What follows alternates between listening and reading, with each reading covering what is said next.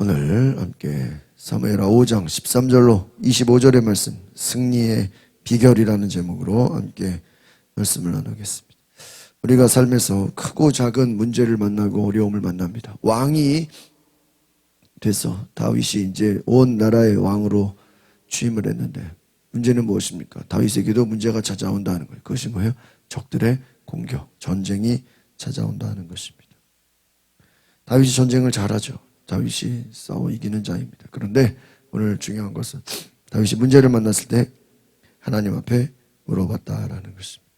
대부분의 사람들이 문제를 만나면 자기의 힘으로, 자기의 생각으로 나아가려고 합니다. 이번에 오늘 말씀에서 예루살렘에 들어온 다윗이 다윗성을 다 이렇게 만들고, 또 주변에서 또 다윗성을 만드는데 다 도움을 받고 하나님께서 다윗을 높여주셨습니다. 근데 문제는 무엇입니까? 그 다윗성이 세워진 이후에 많은 아들들을 얻고 또 왕이 되고 블레셋이 또 쳐들어와서 전쟁을 일으켰다라는 것입니다. 르바임 골짜기에 가득 차서 이 블레셋 군대를 볼 때 다윗이 얼마나 두려움이 들었겠습니까? 또 이제 새로운 왕이 됐는데 전쟁에서 승리하지 못하고 얼마나 위기가 닥쳐오겠습니까? 다 빼앗기는 거 아니겠습니까? 다윗이 어려움을 만납니다.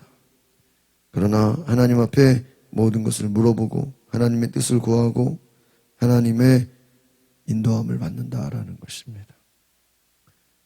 블레셋은 언제든지 다윗을 공격하고 다윗을 죽이려고 하는 의도를 갖고 있습니다. 또 다윗의 나라를, 하나님의 나라를 공격하려는 자들입니다.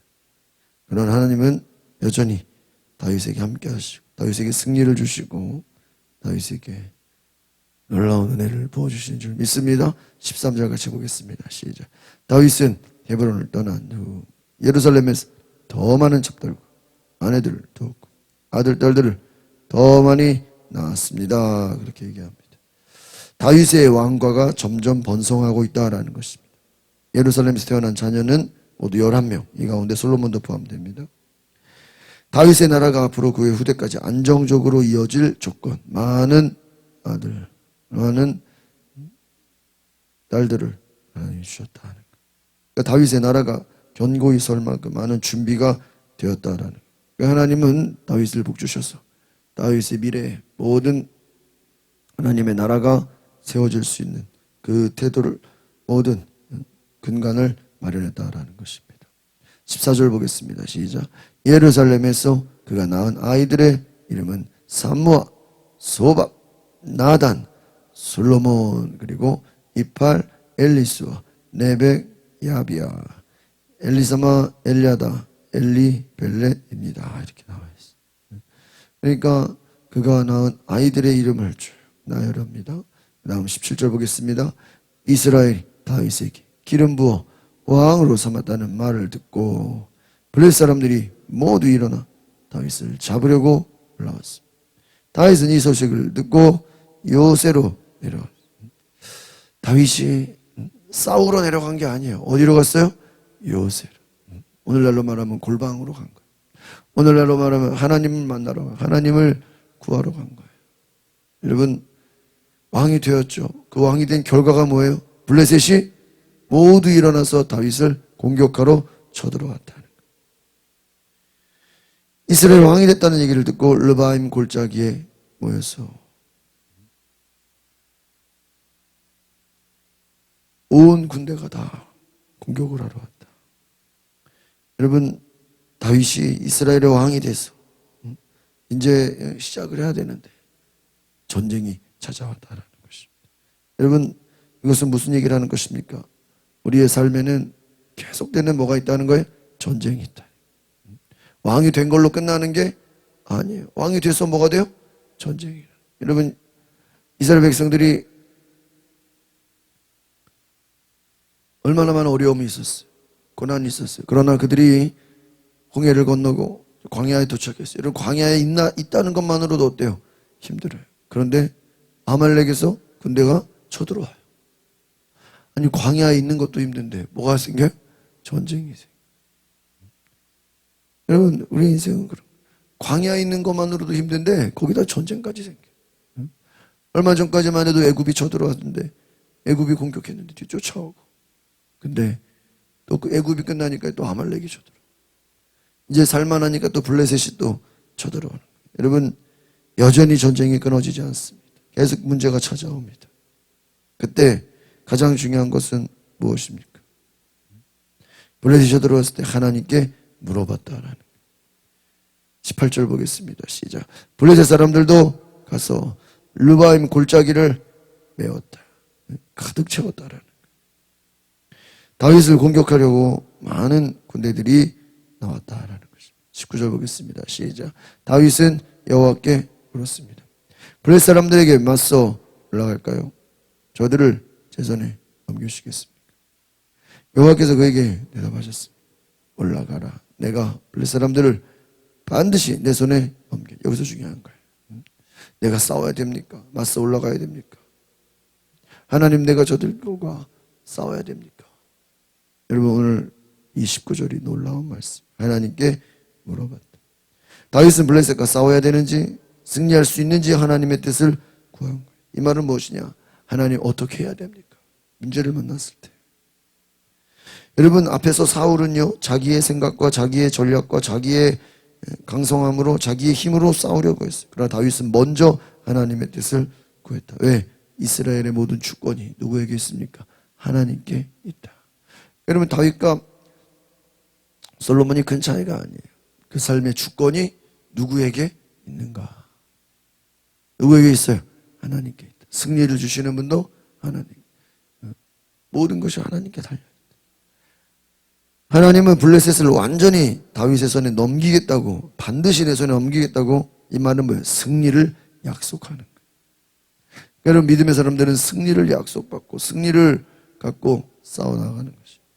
삶의 전쟁에서 먼저 해야 할 일은 하나님의 뜻을 구하는 거예요. 하나님의 뜻을. 전쟁은 누구에게 속해 있습니까? 하나님께 속했다. 전쟁은 하나님께 속했다. 여러분, 무엇입니까? 내 힘으로 충분히 이길 수 있다고 이기는 게 아니에요. 싸우는 게 아니에요. 다윗이 못 싸워서 안 싸우는 게 아니에요. 하나님, 이거 승리하는 겁니까? 하나님께 물어보는 거예요. 여러분, 블레셋 군대를 싸워 이기죠? 20절 보겠습니다. 시작. 그리하여 다윗은 바알브라심으로 갔고 거기서 그들을 물리쳤습니다. 그가 말했습니다. 여호와께서 내 앞에서 봄을 터뜨리듯 내 원수들을 치셨다. 이렇게 해서 그곳을 바알브라심이라고 불렀습니다. 다윗은 바알브라심으로 갔다. 거기서 그들을 다 어떻게 해요? 물리쳤어. 하나님께서 봄을 터뜨리듯 원수들을 치셨다. 누가 치셨다라는 거예요? 하나님께서. 하나님께서 다 쳐버리셨다. 그것을 바알브라심으로 불렀다라는 것입니다. 여러분, 이것은 무엇입니까? 하나님께서 모든 문제에, 모든 어려움을 다 승리케 하셨다라는 것입니다. 여러분, 우리는 하나님이 싸워주시는 인생이 되시기를 바랍니다. 다윗이 믿고 고백한 것은 무엇입니까? 어떤 강한 군대라도 하나님이 싸워 이기십니다. 하나님이 그들을 다, 원수들을 치셨다. 어떤 강한 군대라도 하나님이 다 흩어버리신다. 여러분, 내 힘으로 싸우지 말고 하나님께서 싸우시도록, 하나님의 역사가 나타나도록 기도하시기를 바랍니다. 21절 보겠습니다. 시작.